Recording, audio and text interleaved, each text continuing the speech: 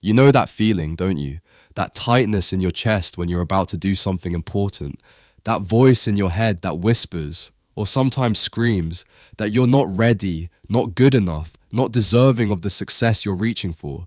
That's anxiety, and I'm sorry to say, it's actively destroying the future you could be building right now. Let me be clear from the start. Anxiety isn't just nervousness. It's not butterflies before a first date or the jitters before a presentation. Real anxiety is a psychological prison that keeps you locked away from your own potential, watching through the bars as opportunities pass by, as time slips away, as the person you could become remains forever out of reach. Think of your potential as a seed.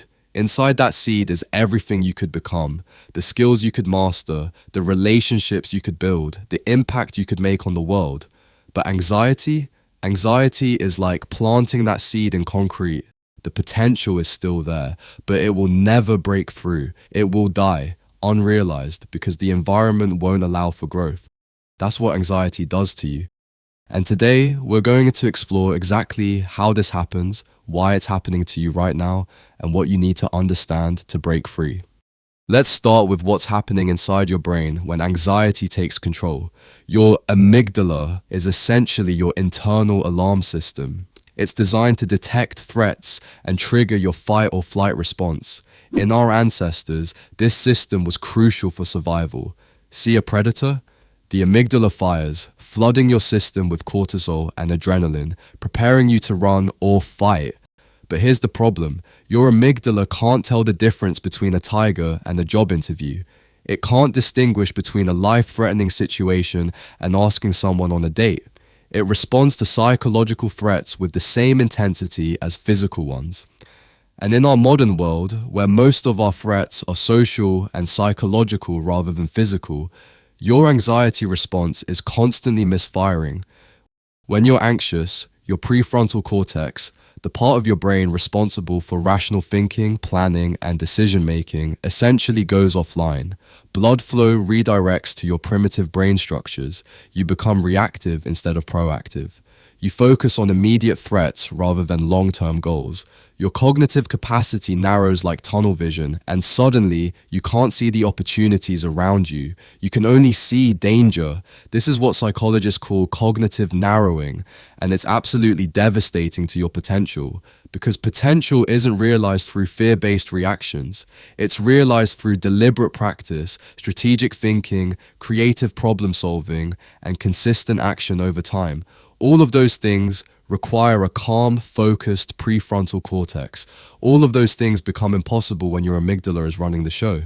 Now let's talk about the most insidious way anxiety kills your potential, through avoidance. When something makes you anxious, your brain offers you a simple solution. Don't do it. Avoid the situation. Stay safe. Stay comfortable. Sadly, avoidance works. In the short term, it works beautifully. You avoid the presentation and immediately your anxiety drops. You don't ask for the promotion and you don't have to face potential rejection. You stay in your comfort zone and your nervous system rewards you with immediate relief. But this is operant conditioning at its finest. Every time you avoid something that makes you anxious, you're training your brain that the threat was real, that you were right to be afraid, that avoidance is the correct response. The next time a similar situation arises, your anxiety will be stronger and your impulse to avoid will be more powerful. This creates what psychologists call a negative reinforcement loop. You're not just failing to grow, you're actively training yourself to become more limited, more fearful, more trapped. Your comfort zone, which initially felt like a refuge, becomes a prison with walls that grow thicker and taller with each passing day. Think about it like a muscle. If you stop using a muscle, it atrophies, it becomes weaker. And anxiety-driven avoidance is worse than atrophy, as it's a form of active deconditioning.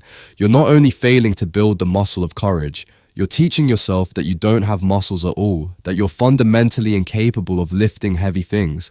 Meanwhile, your potential leaves outside your comfort zone. The skills you need to develop require discomfort. The relationships you want to build require vulnerability. The goals you want to achieve require risk. When you choose comfort over growth, you're choosing to remain who you are instead of becoming who you could be. Let's examine another way anxiety destroys potential through perfectionism. Now, you might think perfectionism sounds like a good thing. After all, wanting to do things perfectly should lead to excellence, right? Wrong. Perfectionism is anxiety in disguise. It's fear wearing the mask of high standards. True perfectionism isn't about excellence, it's about fear of judgment, fear of failure, fear of being exposed as inadequate. The perfectionist doesn't think, I want to do this really well. The perfectionist thinks, if this isn't perfect, I'm worthless. If I make a mistake, everyone will see that I'm a fraud. If I fail, it will confirm what I've always suspected, that I'm not good enough. This mindset is absolutely lethal to potential. Why? Because growth requires failure, mastery requires mistakes, excellence is built on a foundation of imperfect attempts, course corrections, and lessons learned through trial and error. Think about learning to walk. Imagine if babies had perfectionist anxiety. They try to stand once, fall down, and think, well, that didn't work perfectly. I guess I'm just not a walker. I'll stick with crawling forever. Absurd, right? But that's exactly what adult perfectionists do, every single day, in every domain of their lives. The perfectionist either doesn't start or doesn't finish. They spend months planning, researching, preparing, waiting for the moment when they feel ready, when the conditions are perfect, when they're certain they won't fail.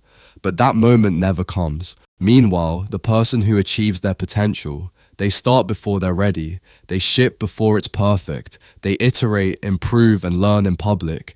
They understand that done is better than perfect, that real-world feedback is more valuable than imaginary perfection, and that mastery is a journey, not a destination. Perfectionism doesn't elevate your standards, it paralyzes your progress. And while you're frozen in place, waiting to be perfect, life is passing you by. Opportunities are disappearing. Your potential is dying from neglect. Here's another weapon in anxiety's arsenal: social comparison. In the age of social media, this has become perhaps the most common way anxiety destroys potential.